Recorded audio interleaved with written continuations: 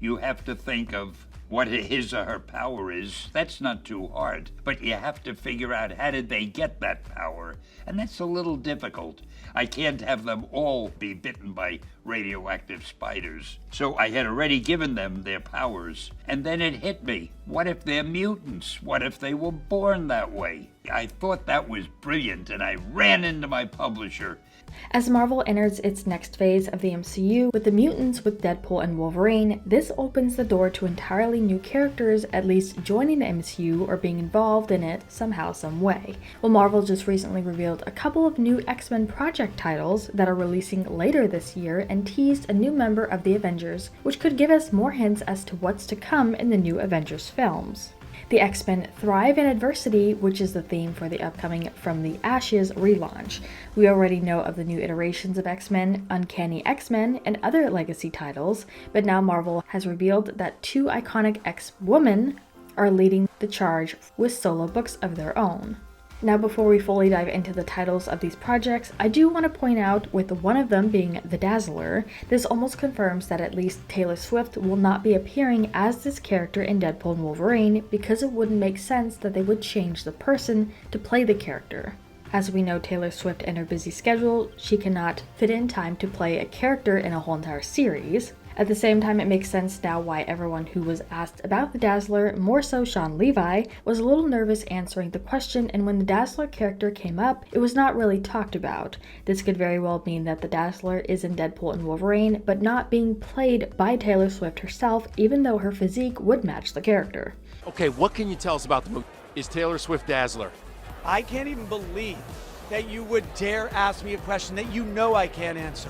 You know I can't. No, you can answer that. You can tell. All of America knows I can't answer that. But I will say, as I said earlier here at CinemaCon, the proliferation of rumors about who is and isn't in this movie, it's fabulous because no one will ever know the truth until July 26th. The weather goddess Storm is getting her own series at last. Although details about the creative team for this one are being kept under wraps for now, the tagline says mutants no longer have a homeland, but they still have a queen. It is expected later this week or month of May that we will get more information as to what will entail of this project.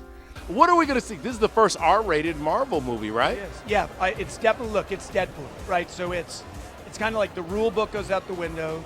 It's audacious, it's R-rated, but I think what people are also going to see, and this I think may end up being the special sauce, is it's Wolverine and Deadpool. This is not Deadpool 3, right. It's Deadpool and Wolverine, so it's very much a two-hander, character-based movie. And finally, as part of From the Ashes, an X-Man is joining the Avengers in issue number 17. The tagline says, Earth's mightiest mutant joins Earth's mightiest heroes.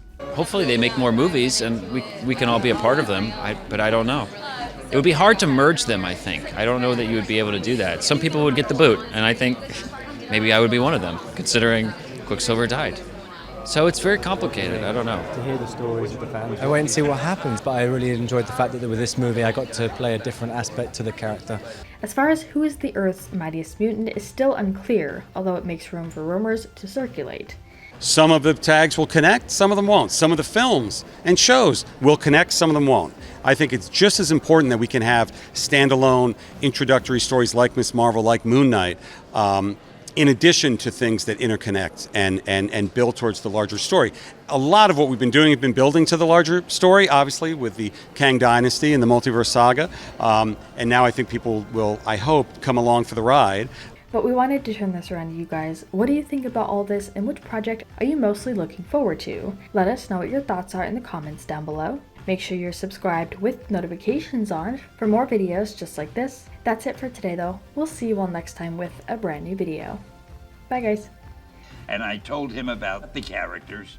And I said, we'll make them mutants and we'll call the book The Mutants. And he said, no, Stan, that's no good because our readers wouldn't know what a mutant is. And I said, you don't have enough respect for our readers. They will know, or else they'll learn by reading the story. He said, no, I don't like the name The Mutants.